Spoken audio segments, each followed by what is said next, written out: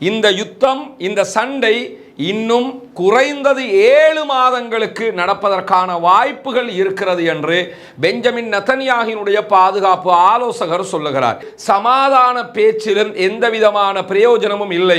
எனவே மீண்டும் மீண்டும் பேசுவதில் பலனில்லை. நாங்கள் சொன்னதை அமெரிக்காவே ஒப்புக்கொண்டிருக்கிறது.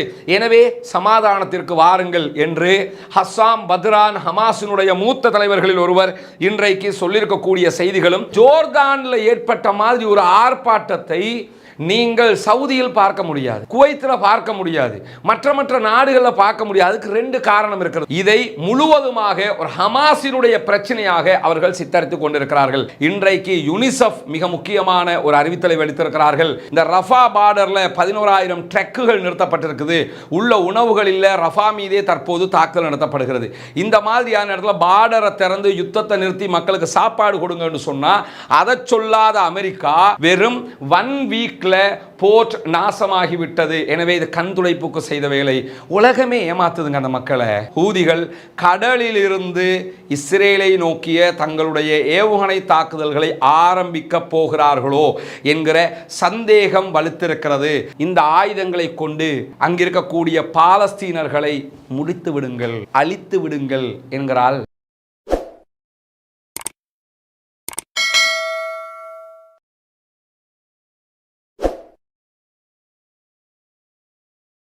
அஸ்ஸலாமு அலைக்கும் வரஹ்மத்துல்லாஹி வபரகாத்து. அன்பிற்கினிய சகோதர சகோதரிகளே, 236வது நாளாக காசா பள்ளத்தாக்கிலே நடந்து வரக்கூடிய இஸ்ரேலிய ஆக்கிரமிப்பு பயங்கரவாத இராணுவத்தினுடைய அடாவடி தாக்குதல்கள் தொடர்பான செய்திகளைத்தான் இன்றைய தினமும் நாம் பார்க்க இருக்கிறோம்.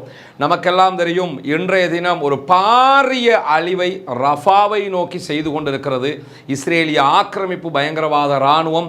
அது பற்றி ஒரு தனியான வீடியோவை நம்ம போட்டிருக்கிறோம். பார்க்காதவர்கள் அதை தனியாக பார்த்து கொள்ளுங்கள்.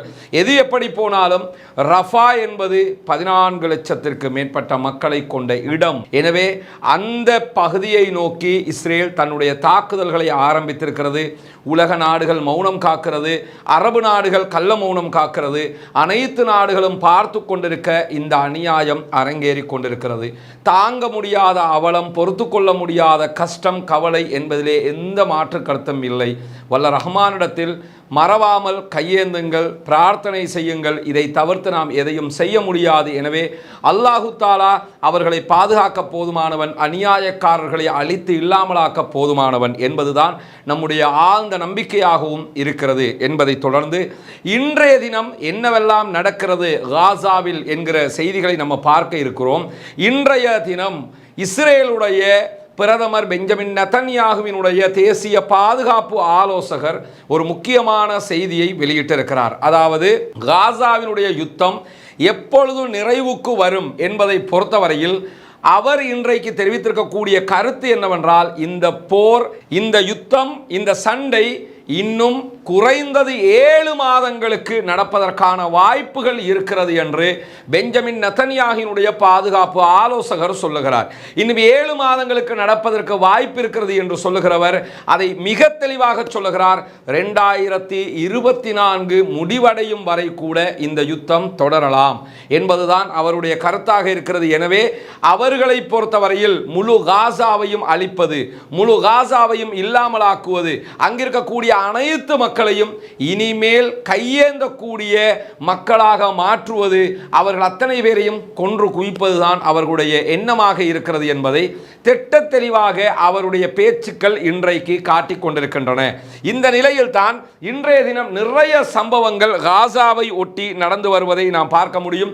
குறிப்பாக இன்றைக்கு பெஞ்சமின் நெதன்யாகுவினுடைய பாதுகாப்பு செயலாளர், தேசிய பாதுகாப்பு ஆலோசகருடைய கருத்தை தொடர்ந்து ஹமாஸினுடைய மூத்த தலைவர்கள் ஒருவராக இருக்கிற ஹஸ்ஸாம் பத்ரான் அவர்கள் மிக தெளிவான ஒரு அறிக்கையையும் இன்றைக்கு வெளியிட்டிருக்கிறார். அதில் அவர் என்ன சொல்றாருன்னா, நெதன்யாகு மீண்டும் மீண்டும் பச்சை பொய்களையே சொல்லிக் கொண்டிருக்கிறார் என்கிறார்.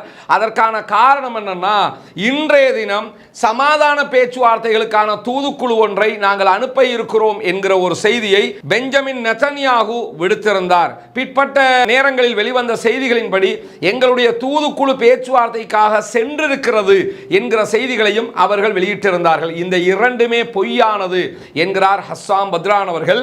அதற்கான காரணத்தையும் அவர் என்ன சொல்றார் என்று சொன்னா, நாங்க பேச்சுவார்த்தை தொடர்பான எந்த விதமான அறிவுறுத்தல்களையும் அபிஷியலாக பெற்றுக்கொள்ளவில்லை. அது மட்டுமல்லாமல் இந்த சமாதான பேச்சு என்கிற பேச்சை நெதன்யாகு எடுப்பதே இந்த யுத்தத்தை நீட்டிப்பதற்கும் ரஃபாவிலே இருக்கக்கூடிய மக்களை கொன்று குவிப்பதற்கும் தான். ஏன்னா சமாதான பேச்சுன்னு ஆயிடுச்சுன்னு சொன்னா குறைஞ்சது 2 வீக்காவது பேச்சுவார்த்தை நடத்துவாங்க. அந்த பேச்சுவார்த்தை காலத்துக்குள்ள ஒரு நாளிலேயே 250க்கு மேற்பட்ட அப்பாவிகள் ரஃபாவிலே கொல்லப்பட்டிருக்கிறார்கள். பல பேர் வீடுகளை இழந்திருக்கிறார்கள், அனாதைகளாக்கப்பட்டு கொண்டிருக்கிறார்கள், சொல்ல முடியாத அவலங்களுக்கு உள்ளாக்கப்படுகிறார்கள் என்கிற நிலையில் ஒரு 2 வீக் பேச்சுவார்த்தை என்று கழிந்தால் அந்த காலகட்டத்தில் நடக்கக்கூடிய தாக்குதல்களில் கண்டிப்பாக பல்லாயிரக்கணக்கான மக்கள் செத்து மடிந்து விடுவார்கள், மரணத்தை தழுவி விடுவார்கள் என்பதிலே மாற்று கருத்திருக்க முடியாது. அதனால தான் அவர் சொல்றாரு, இவங்க ஏமாத்துறாங்க, பொய் சொல்றாங்க, காலத்தை இழுத்தடிச்சு மக்களை கொன்று குவிக்க இவர்கள் நினைக்கிறார்கள். நெதன்யாகு எந்த விதமான உடன்பாட்டையும் எட்டுவதற்கு தயாராக இல்லை என்பது மட்டுமல்லாமல் சண்டையை பொறுத்தவரையில் நாங்கள் ஆல்ரெடி சமாதான பேச்சுவார்த்தைகளில் மிக தெளிவான எங்களுடைய கருத்துக்களை சொல்லிவிட்டோம். நாங்கள் மொத்தமாக யுத்தத்தை நிறுத்த வேண்டும், இஸ்ரேலிய ஆக்கிரமிப்பு பயங்கரவாத இராணுவம் நாட்டை விட்டு மொத்தமாக வெளியேற வேண்டும் என்பதில் உறுதியாக இருக்கிறோம், எங்களுக்கு சுதந்திரம் கிடைக்க வேண்டும் என்பதில் உறுதியாக இருக்கிறோம். இதுவெல்லாம் இல்லாத பட்சத்தில் சமாதான பேச்சிலும் எந்த விதமான பிரயோஜனமும் இல்லை. எனவே மீண்டும் மீண்டும் பேசுவதில் பலனில்லை. நாங்கள் சொன்னதை அமெரிக்காவே ஒப்புக்கொண்டிருக்கிறது, எனவே சமாதானத்திற்கு வாருங்கள் என்று ஹஸ்ஸாம் பத்ரான் ஹமாஸினுடைய மூத்த தலைவர்களில் ஒருவர் இன்றைக்கு சொல்லியிருக்கக்கூடிய செய்திகளும் வெளியாகி இருக்கிறது. எது எப்படி போனாலும் ரஃபா தாக்குதலை நடத்தினால் நாங்கள் உங்களுக்கு ஒத்துழைக்க மாட்டோம் என்று அமெரிக்கா ஆரம்பத்தில் சொல்லியிருந்தது, மீண்டும் சொல்லியிருந்தது என்கிற செய்திகளை எல்லாம் பலவிடத்தை நம்ம பார்த்திருப்போம். ஆனால் நேற்று முதல் ரஃபாவிலே நடத்தப்படுகிற அனைத்து தாக்குதல்களும் யூஎஸ் மேட் வெப்பன்ஸ்களால் தான் நடத்தப்படுகிறது. அமெரிக்காவினுடைய தயாரிப்புகளான ஆயுதங்களால் தான் அத்தனை அநியாயங்களும் நடத்தப்படுகிறது.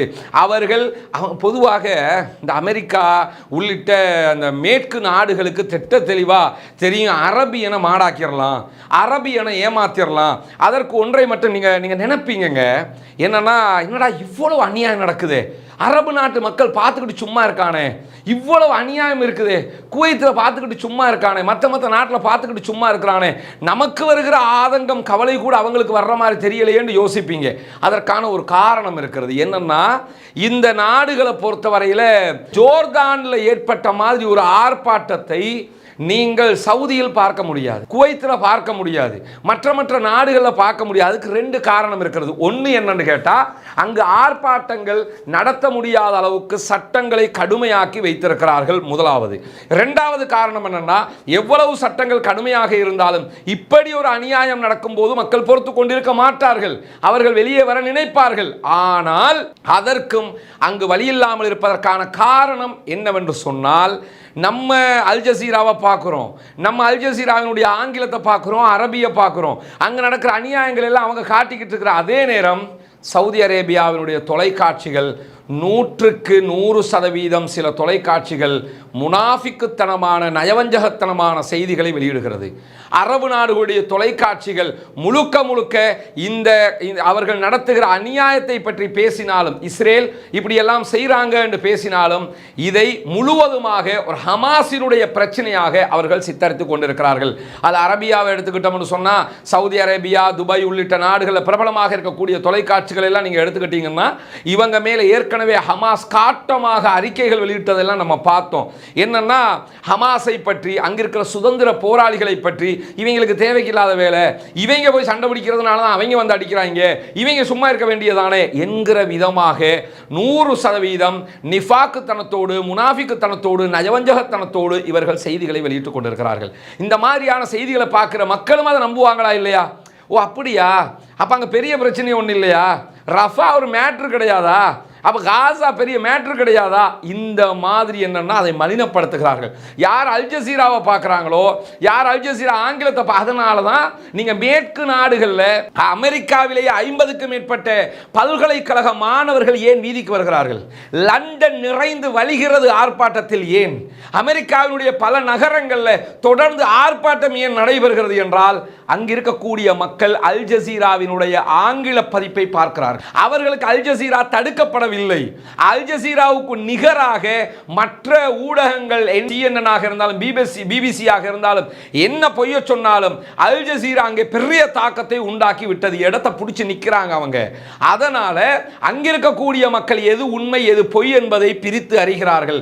இங்கிருக்கக்கூடிய மக்களுக்கு பல விவகாரங்களை பார்ப்பதற்கான தடைகளை உண்டாக்கி, பார்த்தாலும் நீங்க ரியாக்ட் பண்ண முடியாத மாதிரி ஒன்னோ அரசாங்கத்திற்கு பயப்படுகிறார்கள், இல்லை என்றால் வெறுமனே தேவைக்கில்லாத வேலை ஹமாஸுக்கு, அதெல்லாம் பெரிய மேட்ரு கிடையாது பாலஸ்தீனுங்கிறதெல்லாம் என்கிற விதமான எண்ணங்களை புகுத்தி இருக்கிறார்கள். இதனால தான் அரபு நாட்டில் இதுவரைக்கும் அவங்க இருக்கிறாங்க.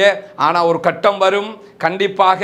நமக்கெல்லாம் தெரியும் டியூனிஷியாவுக்கு என்ன நடந்தது, ஜைனுலாப்தீன் ஓட விரட்டப்பட்டது நமக்கு தெரியும். பல நாடுகளில் அவ்வளோ ஹொஸ்னி முபாரக்குக்கு எகிப்திலே என்ன நடந்தது என்பது தெரியும்.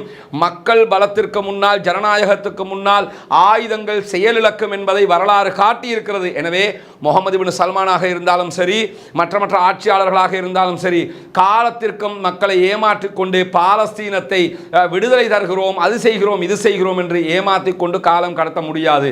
இதை விட என்ன அநியாயம் நடக்கணும்னு நான் கேட்குறேன். இதை சொல்லும்போது நம்ம ஏற்கனவே சொன்னதுதான், சில பேருக்கு என்னடா இவர் அரபு நாடுகளுக்கு இப்படி சொல்கிறாரே அப்படின்ன மாதிரி தோணும். நம்முடைய பார்வை திட்ட தெளிவானது தான். நம்ம அநியாயம் செய்யப்படுகிற அப்பாவிகள் பக்கம் நின்று தான் பேசிக் கொண்டிருக்கிறோம். அதனால் தான் இவர்களுக்கு எதிராக நாம் பேச வேண்டி இருக்கிறது. நம்ம யாரை நம்பி கிடையாது, அல்லாஹ்வை நம்பி மட்டும் இருக்கிறோம்ங்கிற காரணத்தினால பிழையையும் சரியையும் பிரித்து சொல்ல வேண்டிய நிர்பந்தம் நமக்கு இருக்கிறது. இப்படியான ஒரு அநியாயம் காசாவிலே நடந்து கொண்டிருக்கக்கூடிய நேரத்தில் இன்றைக்கு யுனிசெஃப் மிக முக்கியமான ஒரு அறிவித்தலை வெளித்திருக்கிறார்கள். குறிப்பாக ரஃபாவை பற்றி சொல்லும்போது சிறுவர்களின் நகரம் ரஃபா என்று அவர்கள் வர்ணித்திருக்கிறார்கள். ரஃபாவில் 14 லட்சம் மக்கள் இருக்கிறதாக நம்ம திரும்ப சொல்லிக் கொடுக்கிறோம் இல்லையா? அந்த 14 லட்சம் மக்கள்ல 6 லட்சம் பேர் சிறுவர்கள் என்கிறது யுனிசெஃபுடைய அறிக்கை. 12 லட்சம் பேர் தான் பெண்களும் ஆண்களும் இருக்கிறார்கள். 6 லட்சம் பேர் சிறுவர்கள் இருக்கிறார்கள். அது சிறுவர்களின் நகரம் என்று அதனால தான் யுனிசெஃப் சொல்லுது. இந்த தாக்குதலில் அதிகமாக கொல்லப்பட போவது யார் என்று ஒரு லிஸ்ட் எடுத்தோம்னா கண்டிப்பாக சிறுவர்களாகத்தான் இருக்க போகிறார்கள். பெரியவர்களுக்கு ஓடி ஒளிவதற்கான வாய்ப்புகள் கிடைக்கும், உதாகரித்துக் கொள்வதற்கான வாய்ப்புகள், சிந்திப்பதற்கான வாய்ப்புகள் இருக்கிறது. பச்சை குழந்தை என்னங்க பண்ணும்?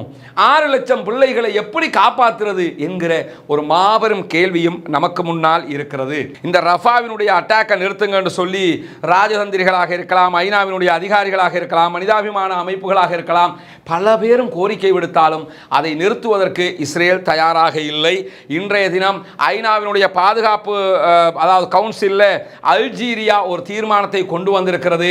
தீர்மானம் என்னத்தை கொண்டு வரப்பட்டாலும் அவற்றை கிஞ்சிற்றும் கணக்கில் எடுக்காமல் முழுவதுமாக ஆக்கிரமிப்பை தொடர்ந்து கொண்டிருக்கிறது. இஸ்ரேலிய ஆக்கிரமிப்பு பயங்கரவாத இராணுவம் என்பதுதான் மிகப்பெரிய கவலைக்குரிய, கோபத்தை உண்டாக்கக்கூடிய ஒரு நிகழ்வாக இருக்கிறது என்பதையும் நாம் புரிந்து கொள்ள வேண்டும். இந்த மாதிரியான நேரத்தில் ஆஸ்திரேலியா பாராளுமன்றத்தில் கொண்டு வரப்பட்ட பாலஸ்தீன அங்கீகார தீர்மானம் இன்றைக்கு தோல்வி அடைந்திருக்கிறது. ஆஸ்திரேலியாவினுடைய பாராளுமன்றத்தில் கொண்டு வரப்பட்ட தீர்மானம் பாஸ் ஆகும் என்று பலரும் நம்பிய நேரத்தில் தான் தோல்வியை தழுவி இருக்கிறது. பொறுத்திருந்து பார்ப்போம். பல நாடுகள் பாலஸ்தீனத்தை அங்கீகரித்துக் கொண்டு வருகிறது. இந்த குறிப்பிட்ட நாட்களுக்குள்ளாக பார்படாஸாக இருக்கலாம், பஹாமாஸாக இருக்கலாம், அயர்லாந்து, ஜமேக்கா, நார்வே, ஸ்பெயின் பாலஸ்தீனத்தை தனி நாடாக அங்கீகரித்துக் கொண்டு வருகிற அதே நேரம் எதிர்காலத்தில் ஆஸ்திரேலியாவும் இந்த நிலை எடுக்கும் என்பதிலே மாற்று கருத்தில்லை. ஆனால் இன்றைக்கு அந்த தீர்மானம் அங்கே தோல்வியை தழுவி இருக்கிறது என்கிற நிலையில தான் நமக்கெல்லாம் தெரியும். இந்த ரஃபா பார்டரில் 11,000 ட்ரக்குகள் நிறுத்தப்பட்டிருக்குது. உள்ள உணவுகள் இல்லை. ரஃபா மீதே தற்போது தாக்குதல் நடத்தப்படுகிறது. இந்த மாதிரியான இடத்துல பார்டரை திறந்து யுத்தத்தை நிறுத்தி மக்களுக்கு சாப்பாடு கொடுங்கன்னு சொன்னால் அதை சொல்லாத அமெரிக்கா மக்களை ஏமாற்றுவதற்காக, சர்வதேசத்தை ஏமாற்றுவதற்காக நாங்கள் ஒரு துறைமுகத்தை அமைக்கிறோம் என்று ஒரு துறைமுகத்தை அமைத்தார்கள்.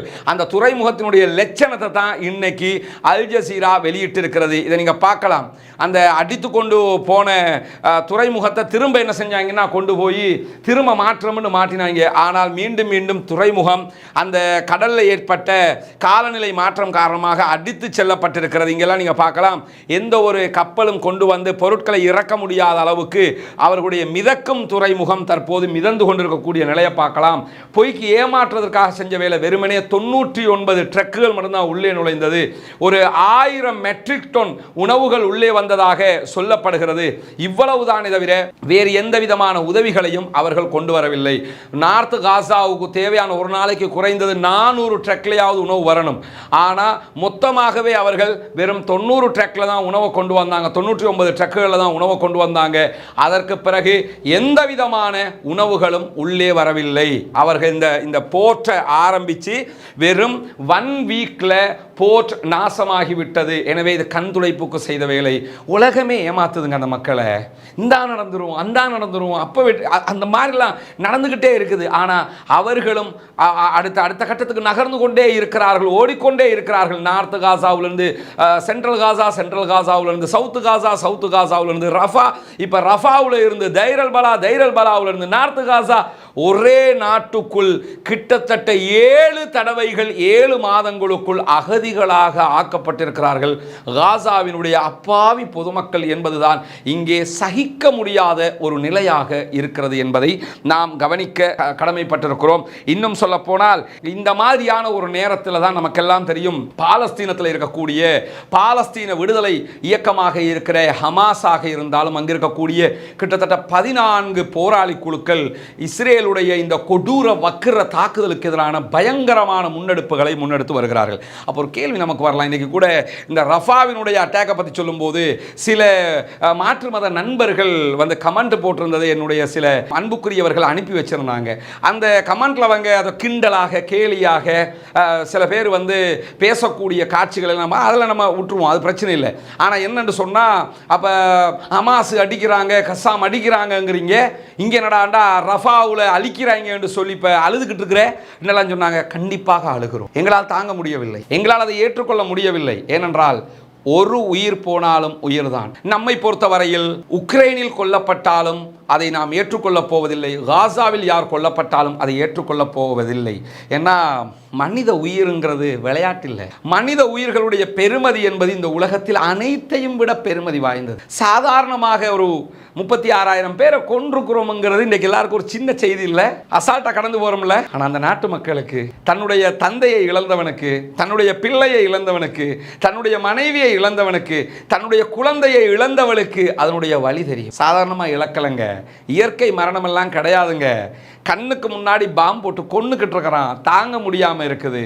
அப்படி இருக்கும்போது அப்போ அவங்க ஜெயிச்சாங்க, மிலிட்ரி வாரில் ஜெயிச்சாங்க என்று சொல்கிறீங்களே, என்னன்னு கேட்டால் கண்டிப்பாக ஜெயிக்கிறார்கள். இன்றைக்கி நம்ம பின்னாடி சொல்ல இருக்கிறோம், இவ்வளோ பெரிய இராணுவ பலத்தை கொண்டு பொதுமக்களைத்தான் இந்த அயோக்கியர்களால் அழிக்க முடிகிறதே தவிர அங்கே இருக்கக்கூடிய சுதந்திர போராளிகளை அழிக்க முடியவில்லை என்பதையும் நீங்கள் புரிஞ்சுக்கணும். நம்ம ஆரம்பத்திலே சொன்னோம், இன்னும் 7 மாதங்கள் சண்டை நடக்கும்ங்கிறாங்க. குறைஞ்சது இந்த வருஷம் கடைசி வரைக்குமாவது இந்த யுத்தம் தொடரும்ங்கிறாங்கல்ல. கடைசி வரைக்கும் தொடருகிற அளவுக்கு கஸ்ஸாம் பிரிகேட் நின்று பிடிப்பாண்டு அவனே நம்புறான். கடைசி வரைக்கும் தொடருகிற அளவுக்கு அங்கிருக்கக்கூடிய ஹமாஸ் நின்று பிடிப்பாண்டு அவனே நம்புறான். அந்த அளவுக்கு அவர்களுடைய போராட்ட குணம் உச்சம் தொட்டிருக்கிறது. மிலிட்ரி வாரில் தோற்று போனதுனால தான் இந்த அயோக்கியர்கள் அப்பாவிகளை கொன்று குவித்துக் கொண்டிருக்கிறார்கள். திருப்பி யோசிச்சு பாருங்களேன், இவனுக்கு இவ்வளவு அப்பாவிகளை கொல்ல முடியும்னா ஏன் ஹமாஸ் நினைச்சா அப்பாவிகளை கொல்ல முடியாதா? கொல்ல முடியும். ஆனால் அவர்கள் வரைமுறையோடு செயல்படுகிறார்கள். எங்கள் எல்லையை நாங்கள் தாண்ட மாட்டோம், எங்கள் மார்க்கம் காட்டியிருக்கிற வரைமுறைகளை நாங்கள் தாண்ட மாட்டோம்.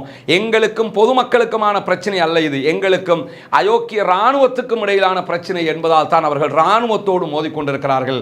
அந்த அளவுக்கு அங்கே இஸ்ரேலுக்கு சிம்ம சொப்பனமாக அங்கே இருக்கக்கூடிய கஸ்ஸாம் பிரிகேடும் அங்கே இருக்கக்கூடிய அல் குதுஸ் பிரிகேடும் அங்கே இருக்கக்கூடிய மற்ற படைப்பிரிவுகளும் நிற்கிறார்கள் என்பதை தொடர்ந்து நாம் பார்த்து வருகிறோம். எனவே அங்கே இருக்கக்கூடிய சுதந்திர போராளிகள் அவர்கள் காசாவினுடைய மிலிட்டரி வாரில் ஜெயித்து கொண்டேதான் இருக்கிறார்கள். ஆனால் இஸ்ரேலிய ராணுவமோ அப்பாவிகளை கொன்று குவித்து நாங்கள் தைரியமானவர்கள், நாங்கள் வீரர்கள் என்று காட்டிக்கொள்ள நினைக்கிறது என்பதைத்தான் நாம் புரிந்து கொள்ள வேண்டும். அந்த செய்திகளை அவங்க என்ன மாதிரி தாக்குதல்கள் நடத்துகிறார்கள் என்பதை பார்ப்பதற்கு முன்பதாக, காப்போதர சாதாரண தர பரீட்சை எழுதிவிட்டீர்களா? இதோ ரைஸ் அப் அகாடமி வழங்கும் மாணவிகளுக்கான ஒரு அரிய வாய்ப்பு. உங்கள் அடுத்த இலக்கு என்ன? அடுத்து உங்கள் வாழ்வின் ஒவ்வொரு வினாடியும் உங்கள் எதிர்கால வாழ்வை நிர்ணயிக்கப் போகிறது. அப்படியானால் இதோ உங்களுக்கு ஒரு நற்செய்தி. 2 நாள் வதிவிட ஆன்மீக மற்றும் வாழ்க்கை திறன் வாழ்வியல் பயிற்சி நெறிகள் முற்றிலும் இலவசமாக நடாத்தப்படவிருக்கும் இப்பயிற்சி நெறி இன்ஷா அல்லாஹ் எதிர்வரும் ஜூன் மாதம் 1 மற்றும் 2 திகதிகளில் ஒரக்காபொல நியூ ஃபாக்ஸ் ஹில் ரிசோர்ட்டில் நடைபெறும். குறிப்பிட்ட எண்ணிக்கையுடையோருக்கே சந்தர்ப்பம் வழங்கப்படும். பயிற்சி நெறி இறுதியில் சான்றிதழ்கள் வழங்கப்படும். கலந்து கொண்டு பயன்பெற விரும்பும் மாணவிகள் பெயர் விவரங்களை வாட்ஸ்அப் செய்யுங்கள். வாட்ஸ்அப் இலக்கம் 0764587434. Rice up academy. If you can dream it, you can do it. இன்றைய தினமும் ஹூதிகள் ரெட் சீல இருக்கக்கூடிய செங்கடல்ல இருக்கக்கூடிய ஹூதிகள் இன்றைய தினமும் பல தாக்குதல்களை நடத்தி இருக்கிறார்கள். இங்க நீங்க பார்க்க முடியும், ஹூதிகளுடைய தாக்குதலால் பற்றி எரியக்கூடிய கப்பலுடைய காட்சிகளை இன்றைக்கு இர்னாவும் வெளியிட்டிருக்கிறார்கள். இன்றைக்கு அவர்கள் நடத்திய தாக்குதல்கள்ல 3, அதாவது செங்கடல்ல சரக்கு கப்பலை நோக்கி 3 ஏவுகணை தாக்குதல்களை நடத்தி இருப்பதாக இன்றைக்கு அறிவித்திருக்கிறார்கள்.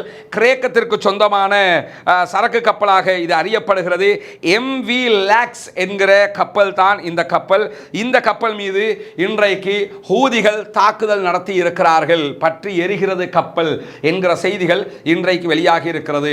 நாங்க தாக்குதலை நிறுத்துவோம், நீங்க காசாவில் நிறுத்திருங்க, நாங்க எல்லாத்தையும் நிறுத்துறோம், காசாவில் நிறுத்துகிற வரைக்கும் நாங்கள் இதை நிறுத்த மாட்டோம் என்று இன்றைக்கும் திட்டத்தெளிவாக ஹூதிகள் சொல்லி இருப்பது மட்டுமல்லாமல் நமக்கெல்லாம் தெரியும், ஹூதிகளை பேக்கப் பண்றது, ஃபுல்லாக ஹூதிகளை இயக்குறது ஈரான் என்பது எல்லோருமே சொல்லக்கூடிய ஒரு விஷயம்தான். ஆனால் இதுவரை ஈரான் வெளிப்படையாக சொல்லாத ஒரு செய்தியை இன்றைக்கு சொல்லி இருக்கிறார்கள். குறிப்பாக ஈரானுடைய இர்னா நியூஸ் ஏஜென்சி வெளியிட்டிருக்கக்கூடிய செய்தியில் அவங்க என்ன சொல்றாங்கன்னா, ஹூதிகளுக்கு தேவையான புதிய வகை ஏவுகணைகளை இன்றைக்கு ஈரான் ஹூதிகளிடம் ஒப்படைத்திருக்கிறது. எப்படி ஒப்படைச்சாங்கிறதெல்லாம் தெரியல. கப்பல் கடல் வழியாக அனுப்பினாங்களா, விமானம் வழியாக அனுப்பினாங்களா, எந்த வழியில் ஹூதிகள்கிட்ட ஒப்படைச்சிருக்கிறாங்கிறது தெரியல. ஆனால் காதிர் என்கிற வகையில் அமைந்திருக்கக்கூடிய ஒரு வகை பயங்கர ஏவுகணைகளை இன்றைக்கு, அதாவது கடலில் இருந்து ஏவப்படுகிற ஏவுகணைகள், இதுவரைக்கும் அவங்க தாக்கல்லாம் தரையில இருந்து கடலை நோக்கி தாக்கிக்கிட்டு இருக்கிறாங்க. இப்ப இவங்க கொடுத்திருக்கக்கூடிய ஈரான் ஹூதிகளுக்கு கொடுத்திருக்கக்கூடிய ஏவுகணையை பொறுத்தவரையில் கடலில் இருக்கக்கூடிய இலக்குகளுக்கும் கடலில் இருந்தே தரையில் இருக்கக்கூடிய இலக்குகளுக்கும் தாக்கக்கூடிய ஏவுகணை என்று சொல்லப்படுகிறது. ஈரானுடைய தஸ்னீம் நியூஸ் ஏஜென்சியும் இதை உறுதிப்படுத்தி இருப்பது மட்டுமல்லாமல் இதிலே ஒரு பாரிய சந்தேகம் எழுப்பப்படுகிறது. என்னன்னா, கடலில் இருந்து தாக்கக்கூடிய இந்த கேதர் வகை ஏவுகணையை பொறுத்தவரையில் சில நேரம் ஹூதிகள் கடலில் இருந்து இஸ்ரேலை நோக்கிய தங்களுடைய ஏவுகணை தாக்குதல்களை ஆரம்பிக்க போகிறார்களோ என்கிற சந்தேகம் வலுத்திருக்கிறது. சில நேரங்களில் அவர்கள் அதை செய்யவும் கூடும், செய்ய மாட்டாங்கன்னு சொல்ல முடியாது. ஏன்னு கேட்டால் அவங்களுக்கு தான் ரூலே கிடையாது, எதனாலும் செய்வாங்க. அவங்களுக்கு என்ன வேண்டி கிடக்குது? ஏன்னா ஆரம்பத்தில் நாங்கள் அதை செய்ய மாட்டாங்க, இதை செய்ய மாட்டாங்கன்னு எல்லோரும் நம்பிய பல விஷயங்களை அவர்கள் செய்துதான் இருக்கிறார்கள். இன்டர்நெட் கேபிளை கட் பண்ணாங்க, அதில் எச்சரிக்கையை கொடுத்தாங்க, கப்பலுக்கு அடிக்க மாட்டான்னு நினைச்சாங்க, எல்லாத்துக்கும் அடித்தாங்க, அமெரிக்காவுடைய ராணுவ கப்பலுக்கே அடிச்சுக்கிட்டு இருக்கிறாங்க. எனவே இது நத்திங். அவர்கள் செய்தாலும் செய்வதற்கான வாய்ப்பு இருக்கிறது. ஆனால் நாங்கள் இன்றைக்கு ஹூதிகளுக்கு ஏவுகணை கொடுத்திருக்கிறோம் என்று வெளிப்படையாகவே ஈரான் சொல்வதிலிருந்து ஈரானுடைய அதிபர் மரணித்தாலும் அவர்களுடைய பாலஸ்தீன ஆதரவு தளம் மாறவில்லை என்பதை தாண்டி அதைவிட உச்சம் தொட்டிருக்கிறது என்பது இன்றைக்கு இந்த செய்தியினூடாக நாம் புரிந்து கொள்ள முடியும். ஈரான் வளமையை விட வேகமாக நிற்கிறது. இனிமேல் ஏன்னா ரஃபாவுல கை வச்சிங்கன்னா நாங்களும் பொறுக்க மாட்டோம்னு இப்ராஹிம் ரைசி இருக்கும் போதே சொல்லியிருந்தார். எனவே தற்போது ரஃபா தாக்குதல் ஆரம்பிக்கப்பட்டிருக்கிறது. எந்த வகையில் ஈரான் கை கொடுக்க போகிறது என்கிற பாரிய கேள்விகள் இருந்தாலும் சில நேரங்களில் இதுவும் அதனுடைய ஒரு வழியோ என்கிற கேள்விகளையும் இது எழுப்பி இருக்கிறது என்கிறதை நாம் பார்க்க முடியும். அந்த அடிப்படையில் இன்றைக்கு அவங்க ஹூதிகளுக்கு இவ்வளவு பயங்கரமான ஒரு ஏவுகணையை வழங்கி இருக்கிறார்கள், ஏவுகணை வகைகளை வழங்கி இருக்கிறார்கள் என்கிற செய்திகள் வெளிவந்திருக்கக்கூடிய அதே நேரம் மஸ்ஜிதுல் அக்ஸாவுக்குள் நுழைந்து தாக்குதல்களை அங்கே தொலை வந்த மக்களை தாக்கி கொண்டிருக்கிறது இஸ்ரேலிய ஆக்கிரமிப்பு பயங்கரவாத இராணுவம் என்கிற செய்திகளும் சற்று முன்னால் வெளியாகி இருக்கிறது. இஸ்லாமியர்களுடைய மூன்றாவது புனித தலமாக இருக்கிறது மஸ்ஜிதுல் அக்ஸா, குப்பத்து சஹ்ரா அமைந்திருக்கக்கூடிய பகுதி அது. அந்த பகுதிகளிலே தொழுகைக்காக செல்லுகிற மக்கள் மீது தாக்குதல் நடத்துகிறார்கள். இன்றைக்கு 7 மாதங்களாக தாக்குதல் நடத்துகிறார்கள். ஆனால் இன்றைய தாக்குதல் உச்சம் தொட்டிருக்கிறது. தொழுகைக்குள்ளே வர முடியாத அளவுக்கு அவர்கள் தொலைச்சென்றவர்கள் மீதெல்லாம் பயங்கரமாக தாக்குதல் நடத்தி கொண்டிருக்கிறார்கள். எத்தனை சோதனைகளை அங்கிருக்கக்கூடிய மக்கள் சகிக்க வேண்டி இருக்கிறது என்பதுதான் நம்மால் தாங்கிக் கொள்ள முடியாத ஒரு நிலையாக இருக்கிறது. இதற்கு முன்பதாக நடந்த தாக்குதல்களை விட பலமான தாக்குதலாக மஸ்ஜிதுல் அக்ஸாவுக்குள் இது நடைபெற்றிருக்கிறது என்கிற செய்திகள் இன்றைக்கு வெளியாகி இருக்கிற அதே நேரம் என்னவெல்லாம் நடக்கிறது காசாவுக்குள் என்கிற கேள்விகளும் மிக முக்கியமான ஒன்றாக இருக்கிறது. என்ன நடக்கிறது காசாவுக்குள் என்பதற்கு முன்பதாக இந்த அமெரிக்கா எவ்வளவு மோசமான நிலை எடுக்கிறது, இவர்கள் எவ்வளவு அயோக்கியர்கள் என்பதற்கான ஒரு செய்தி இன்றைக்கும் வெளியாகி இருக்கிறது. இந்த இந்த ஒரு லேடி இவ யார் என்று சொல்லி சொன்னால் ஐக்கிய நாடுகள் யூஎன்னுக்கான அமெரிக்காவினுடைய முன்னாள் பிரதிநிதி நிக்கி ஹேலி. இவட பேர் என்னன்னு கேட்டால் நிக்கி ஹேலி. இவள் என்ன செய்கிறாள்னா இங்கே பாருங்க, இதெல்லாம் அந்த அதாவது ஏவுகணைகள் குண்டுல வந்து என்ன எழுதுறாங்கிறத இதில் தெளிவாக நீங்கள் பார்க்க முடியும். Finish them. அமெரிக்கா நடுவில் அந்த இதயத்தை போட்டிருக்கா. அமெரிக்கா இஸ்ரேலோடு எப்போதும் லவ் பண்ணிக்கிட்டு இருக்குது, அன்பாக இருக்கிறது என்று சொல்லி எழுதியிருக்கிறா நிக்கி ஹேலி. இந்த நிக்கி ஹேலி என்று சொல்லி அதில் எழுதுறா ஃபினிஷ் தெம். இந்த ஆயுதங்களை கொண்டு அங்கிருக்கக்கூடிய பாலஸ்தீனர்களை முடித்து விடுங்கள், அழித்து விடுங்கள் என்கிறாள். என்ன நமக்கு யோசிக்க தோணுதுன்னா இவங்க தான் உலகத்துக்கு மனிதாபிமானம், மனித உரிமைகள் அதை பற்றி பேசுகிறவங்க யார் தெரியுமா? இந்த அமெரிக்கா. மனித உரிமை மீறல் அப்படின்னு பேசுவாங்க, நியாயம் நீதி அப்படின்னு பேசுவாங்க. வெளிப்படையாகவே வந்து ஆயுதத்தில் எழுதிட்டு போகிறா பாருங்களேன், ஃபினிஷ் தெம் அப்படின்னு சொல்லி எழுதுறான்னா எவ்வளோ ஒரு இவளெல்லாம் பெண்ணா என்பதை தாண்டி மனிதர்களா என்று யோசிக்க தோணுகிறதா இல்லையா? பொதுவாக பெண்கள் இரக்கம் உள்ளவர்கள், கருணை உள்ளவர்கள், தாய் குணம் உள்ளவர்கள் என்பது தானே நமக்கெல்லாம் தெரியும். அதெல்லாம் நம்மூர் பெண்கள். இவளை பார்த்தீங்களா நிக்கி ஹேலி எப்படி எழுதுகிறாள்? அங்கே 15,000 குழந்தைகள் கொல்லப்பட்டிருக்கிறார்கள் என்பது இவளுக்கு தெரியாதா? தெரியும். ஆனால் அவங்க மனுஷனாவே மதிக்கலையே. அரபு நாட்டுக்காரனே அவங்கள மனுஷனா பார்க்கல, இவள் தான் பார்ப்பாளா என்கிற ஒரு நிலை இருக்கிறதா இல்லையா? இவ்வளவு ஒரு அநியாயத்தையும் இவர்கள் செய்து கொண்டிருக்கிறார்கள் என்கிற செய்திகளையும் நம்ம பார்க்க முடிகிற அதே நேரம் இன்றைக்கு என்ன நடக்கிறது என்பதை பார்ப்பதற்கு முன்பதாக சில காட்சிகளை நீங்கள் பாருங்கள்.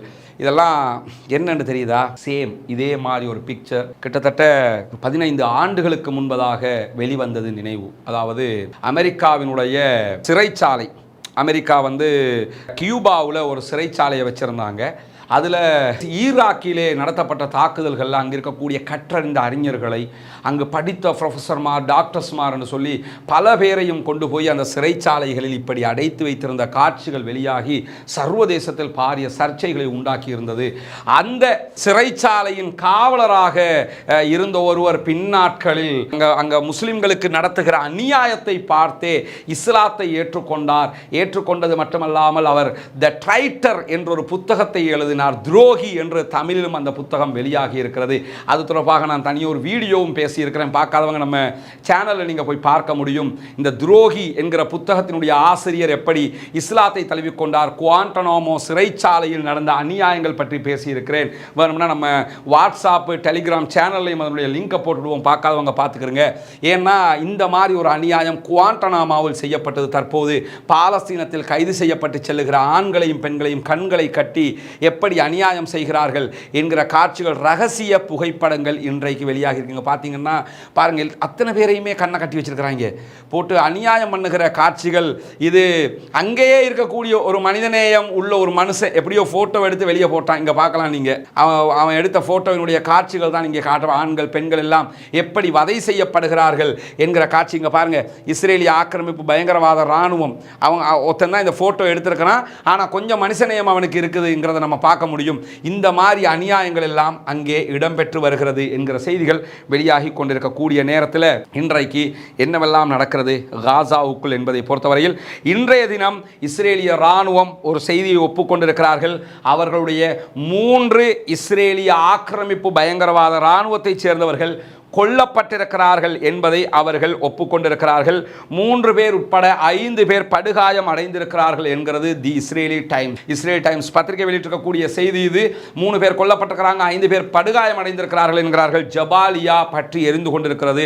ஜபாலியாவில் தான் உச்சகட்ட தாக்குதல் நடைபெற்று வருகிறது என்பதை தாண்டி கஸ்ஸாம் பிரிகேட் இன்றைக்கு முக்கியமான பல செய்திகளை வெளியிட்டிருக்கிறார்கள். இன்றைக்கு நடத்தப்பட்டிருக்கக்கூடிய அல் யாசீன் 105 மூலமாக கிட்டத்தட்ட 27 மெர்காவா டேங்குகள் இன்றைக்கு அளிக்கப்பட்டிருக்கிறது. அவன் பொதுமக்களை கொண்டுகிட்டு இருக்கிறான். இவங்க யாரை கொள்றாங்கன்னா இராணுவத்தோடு தான் இவர்களுக்கு யுத்தம் நடக்கிறது. 27 மெர்காவா டேங்குகள் என்றால் சிந்தித்து பாருங்கள், கிட்டத்தட்ட 135 பேர் மினிமம் கொல்லப்பட்டிருக்க வேண்டும். 135 பேர் கொல்லப்பட்டிருக்காங்க மெர்காவா டேங்க்லையே, ஆனால் 3 பேர் செத்துருக்கிறாங்க அப்படிங்கிறான். அப்போ 3க்கு 135. குறிப்பாக அல் அதாவியா பகுதிகளில் நடைபெற்று வரக்கூடிய தாக்குதல்களில் இஸ்ரேலிய ஆக்கிரமிப்பு பயங்கரவாத இராணுவத்தின் மீது 107 வகையான ஏவுகணை தாக்குதல்கள் படுபயங்கரமாக நடத்தப்பட்டிருக்கிறது, வீசப்பட்டிருக்கிறது. அது தொடர்பான வீடியோக்கள் எல்லாம் இன்றைக்கு வெளியாகி இருக்கிறது. அல் ஜசீராவினுடைய அரபு பதிப்பிலே நீங்கள் போய் அவற்றை பார்க்க முடியும். ரஃபா நகரத்தினுடைய கிழக்கு பகுதிகளில் அல் ஷோகா பகுதி, பள்ளிவாசல் இருக்கக்கூடிய பாடசாலை இருக்கக்கூடிய பகுதிகள் அது. இந்த பகுதிகளில் பதுங்கியிருந்து தாக்குதல் நடத்துவதற்காக இருந்த இஸ்ரேலிய ஆக்கிரமிப்பு பயங்கரவாத இராணுவத்தின் மீது இன்றைக்கு நடத்தப்பட்ட தாக்குதல்களில் 4 இஸ்ரேலிய படையைச் சேர்ந்தவர்கள் கொல்லப்பட்டிருக்கிறார்கள் என்கிறது கஸ்ஸாம் பிரிகேட். அதே நேரத்தில் ரஃபா நகரத்தில் இருக்கக்கூடிய ஷோகா பகுதிகளில் நடந்த இன்னொரு தாக்குதல்களில் டிபிஜி என்கிற வகையான ஆயுதத்தின் மூலமாக தாக்குதல் நடத்தப்பட்டதாக சொல்லப்படுகிறது. அந்த தாக்குதல்களில் ஒரு கட்டிடத்துக்குள் ஒளித்துக் கொண்டிருந்த இஸ்ரேலிய ஆக்கிரமிப்பு பயங்கரவாத இராணுவத்தை மொத்தமாக அழித்திருக்கிறோம் என்கிறார்கள் கஸ்ஸாம் பிரிகேட். ஒரு படைப்பிரிவே அங்கே அழிக்கப்பட்டிருக்கிறது. அது மட்டுமல்லாமல் கஸ்ஸாம் பிரிகேட் வெளியிட்டிருக்கக்கூடிய இன்னும் ஒரு செய்தியில் என்ன சொல்றாங்கன்னு கேட்டா, அதாவது எங்களுடைய முஜாஹிதீன்கள் 15 ஆக்கிரமிப்பு படைப்பிரிவினரை ஒரே இடத்தில் இன்றைக்கு தாக்குதல் நடத்தி கொண்டிருக்கிறார்கள், அழித்திருக்கிறார்கள் என்கிற செய்திகளையும் சொல்லியிருக்கிறார்கள். மொத்தமாக 3, அதற்கு பிறகும் ஜபாலியாவில் ஒரு படைப்பிரிவு என்று 3 படைப்பிரிவுகள் இன்றைக்கு அழிக்கப்பட்டிருக்கிறது. 27க்கு மேற்பட்ட மெர்காவா டேங்குகள் அளிக்கப்பட்டிருக்கின்றன. D9 வகையைச் சேர்ந்த 7 புல்டோசர்கள் அளிக்கப்பட்டிருக்கிறது என்கிற செய்திகள் எல்லாம் இன்றைக்கு வெளியாகி இருக்கிறது. இன்னும் பல செய்திகள் வெளியாகி கொண்டும் இருக்கிறது. இன்ஷா அல்லாஹ் நாம ஏற்கனவே ஆரம்பத்தில் வெளியிட்ட மாதிரி வீடியோக்களை 2ஆக பிரித்து மதிய நேரத்திலையும் ஒரு அப்டேட் போடுறதுக்கு நம்ம நினைச்சிருக்கிறோம் இன்ஷா அல்லாஹ். ஏன்னா நிறைய தகவல்கள் மக்களுக்கு கொடுக்க வேண்டி இருக்கிறது. நிறைய அங்கு நடக்கக்கூடிய செய்திகள் வெளிவந்து கொண்டிருக்கக்கூடிய காரணத்தினால மதிய நேரத்தில் ஒரு அப்டேட் ஆகவும் நைட்டில் ஒரு அப்டேட் ஆகவும் 2 அப்டேட்டுகள் கொடுப்பதற்கு முயற்சி செய்து கொண்டிருக்கிறோம். பிரார்த்தனை செய்து கொள்ளுங்கள்.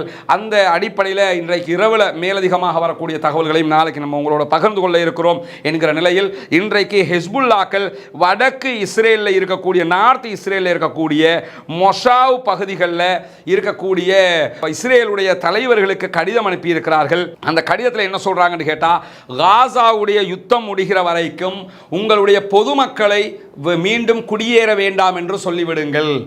அதாவது பொதுமக்களை அடிக்கிறது நோக்கமாக இருந்தால் இந்த கடிதத்தை அனுப்பவே மாட்டாங்க.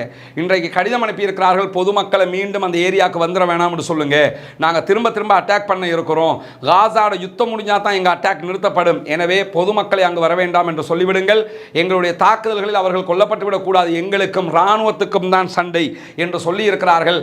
இந்த மொஷாவ் பகுதிகள் ஏற்கனவே 2006ஆம் ஆண்டு ஹிஸ்புல்லாக்களுக்கும் இஸ்ரேலுக்கும் நடைபெற்ற சண்டையில் கடுமையாக பாதிக்கப்பட்ட பகுதிகள் என்பதை தாண்டி 2006க்கு பிறகு அவர்கள் ஹிஸ்புல்லாக்களோடு பாரிய யுத்தத்தை நடத்துவதற்கு முனையவே இல்லை என்கிற அளவுக்கு ரொம்ப கடுமையாக நடந்து இஸ்ரேல் தோல்வியுற்ற ஒரு யுத்தம் என்றும் அது வர்ணிக்கப்படுகிறது. அப்படியான நேரத்தில் தான் வடக்கு இஸ்ரேலில் இருக்கக்கூடிய ஷதுல்லா அருகே ராக்கெட் தாக்குதல்களை இன்றைக்கு கடுமையாக ஹிஸ்புல்லாக்கள் நடத்தி கொண்டிருக்கிறார்கள். இஸ்ரேலுடைய சேனல் 12 வெளியிட்டிருக்கக்கூடிய அறிவித்தல் என்ன சொல்றாங்கன்னு சொன்னா, நிறைய ராக்கெட்டுகள் ஷதுல்லா பகுதிகளில் விழுந்து அழிவுகளை உண்டாக்கி கொண்டிருக்கிறது என்கிற செய்திகளையும் இன்றைக்கு வெளியிட்டிருக்கிறார்கள். ஒரு புறம் கஸ்ஸாமும் அல் குதுஸும் அங்கிருக்கக்கூடிய போராளிகளும் தாக்குதல் நடத்துகிறார்கள், மறுபுறம் ஹூதிகள் தாக்குதல் நடத்துகிறார்கள். இந்த பக்கமாக இன்றைக்கு ஹிஸ்புல்லாக்கள் பயங்கரமான தாக்குதல்களை நடத்தி கொண்டிருக்கிறார்கள் என்கிற செய்திகளும் தொடர்ந்து வெளியாகி கொண்டிருக்கிறது. இப்படி இஸ்ரேலுக்கு எதிரான அங்கிருக்கக்கூடிய சுதந்திர போராளிகளுடைய தாக்குதல்களும் படு பயங்கரமாக நடைபெற்று வருகிறது. இன்றைக்கு வெளியாகி இருக்கக்கூடிய பல வீடியோக்கள் வந்தாலும் நமக்கு எல்லாத்தையும் காட்ட முடியாது, ஒரு சில வீடியோக்களை மட்டும் நம்ம பார்க்க முடியும். இந்த வீடியோவை நீங்க பார்த்தீங்கன்னா, இது ஒரு வெஹிக்கிள், இது வரைக்கும் இப்படி ஒரு வீடியோ வெளிவரல. இவங்க வெஹிக்கிள்ல போகும்போது பேசிக்கிட்டு போறாங்க, கஸ்ஸாம் பிரிகேடை சேர்ந்தவங்க தான் போறாங்க.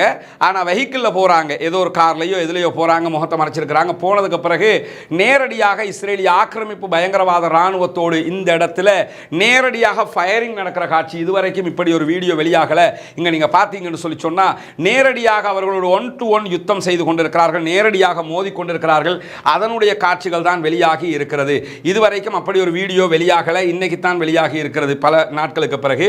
இங்க நம்ம பார்த்தோம்னு சொன்னா இந்த ஆயுதங்களை நம்ம காட்ட முடியாது. இங்க நீங்க பாருங்க, அதாவது இஸ்ரேலிய ஆக்கிரமிப்பு பயங்கரவாத ராணுவத்தினுடைய ஒரு முக்கியமான உளவு விமானத்தை சுட்டு வீழ்த்தி இருக்கிறார்கள் அங்க இருக்கக்கூடிய சுதந்திர போராளிகள். அந்த உளவு விமானம் சுட்டு வீழ்த்தப்படுகிற காட்சி நீங்க பார்க்கலாம். இதுதான் அந்த விமானம், அது சுட்டு வீழ்த்தப்பட்டு இங்க பாருங்க அந்த உளவு விமானம் எப்படி சாம்பலாகி போய் இருக்கிறது என்கிற காட்சிகளையும் நீங்க பார்க்க முடியும். அதையும் இன்றைக்கு வெளியிட்டு இருக்கிறார்கள். அதே மாதிரி பார்த்தீங்கன்னு சொன்னா, இன்றைக்கு வெளியாகி இருக்கக்கூடிய இன்னொரு செய்தியில அவங்க வெளியிட்டிருக்கக்கூடிய வீடியோவில் இஸ்ரேலிய ஆக்கிரமிப்பு பயங்கரவாத ராணுவத்தை நோக்கி பல தாக்குதல்களை அவர்கள் நடத்தக்கூடிய காட்சிகளை வெளியிட்டிருக்கிறார்கள். இந்த ஏவுகணைகள் சென்று அவர்களை தாக்குகிற காட்சிகளை நீங்க பார்க்க முடியும். இப்படி இன்றைக்கும் பலவிதமான தாக்குதல்களை நடத்தி கொண்டிருக்கிறது அங்க இருக்கக்கூடிய சுதந்திர போராட்ட வீரர்கள் குழு. எனவே பாலஸ்தீனம் சுதந்திரம் அடைய வேண்டும், பாலஸ்தீனம் வெற்றி பெற வேண்டும், பாலஸ்தீன மக்களும் நம்மை போன்றவர்கள் சுதந்திரம் பெற்ற மக்களாக வாழ வேண்டும் என்று அல்லாஹ்விடத்திலே கையேந்த மறந்து விடாதீர்கள். அல்லாஹ்விடத்திலே அழுது புலம்பி கெஞ்சி கேட்க மறந்து விடாதீர்கள். அல்லாஹ் அந்த மக்களை பாதுகாக்க போதுமானவன். அல்லாஹ் அவர்களை கைவிட மாட்டான். ஜனநாயக ரீதியாக அந்த மக்களுக்காக குரல் எழுப்ப மறந்து விடாதீர்கள். ரஃபா தாக்குதல் உட்பட காசா மீதான தாக்குதல்கள் நிறுத்தப்பட வேண்டும், பாலஸ்தீனம் சுதந்திரம் அடைய வேண்டும் என்கிற பிரார்த்தனைகளை அல்லாஹ்விடத்தில் முன்வைப்போமாக என்று அன்பாக கேட்டுக்கொள்வதோடு, நமக்கெல்லாம் தெரியும் புனிதமிக்க ஹஜ்ஜுடைய காலம் வருகிற காரணத்தினால குர்பானி கொடுக்க விரும்புகிற சகோதரர்கள் ஏற்கனவே நம்ம அறிவிச்சிருக்கிறோம். ஒரு பங்கு 37,000 ரூபாய்கள், இலங்கை ரூபாய்கள். முன்னால் தெரிகிற நம்முடைய தொலைபேசி இலக்கத்திற்கு தொடர்பு கொண்டு உங்களுடைய குர்பானி பிராணிகளை கொடுத்து ஏழை மக்களுடைய பசியாற்றுகிற பணியில் நீங்களும் இடம் பிடித்துக் கொள்ள முடியும். வல்ல ரஹ்மான் உங்களுக்கும் அருள் புரிய போதுமானவன் என்கிற செய்திகளையும் கூறிக்கொண்டு முடித்துக் கொள்கிறேன். வாஹிர் தஅவானா அல்ஹம்துலில்லாஹி ரப்பில் ஆலமீன். காப்போதர சாதாரண தர பரீட்சை எழுதிவிட்டீர்களா? இதோ ரைசப் அகாடமி வழங்கும் மாணவிகளுக்கான ஒரு அரிய வாய்ப்பு. உங்கள் அடுத்த இலக்கு என்ன? அடுத்து உங்கள் வாழ்வின் ஒவ்வொரு வினாடியும் உங்கள் எதிர்கால வாழ்வை நிர்ணயிக்கப் போகிறது. அப்படியானால் இதோ உங்களுக்கு ஒரு நற்செய்தி. 2 நாள் வதிவிட ஆன்மீக மற்றும் வாழ்க்கை திறன் வாழ்வியல் பயிற்சி நெறிகள் முற்றிலும் இலவசமாக நடாத்தப்படவிருக்கும் இப்பயிற்சி நெறி இன்ஷா அல்லாஹ் எதிர்வரும் ஜூன் மாதம் 1 மற்றும் 2 திகதிகளில் ஒரக்காபொல நியூ ஃபாக்ஸ் ஹில் ரிசோர்ட்டில் நடைபெறும். குறிப்பிட்ட எண்ணிக்கையுடையோருக்கே சந்தர்ப்பம் வழங்கப்படும். பயிற்சி நெறி இறுதியில் சான்றிதழ்கள் வழங்கப்படும். கலந்து கொண்டு பயன்பெற விரும்பும் மாணவிகள் பெயர் விவரங்களை வாட்ஸ்அப் செய்யுங்கள். வாட்ஸ்அப் இலக்கம் 0765874434. Rise Up Academy. If you can dream it, you can do it.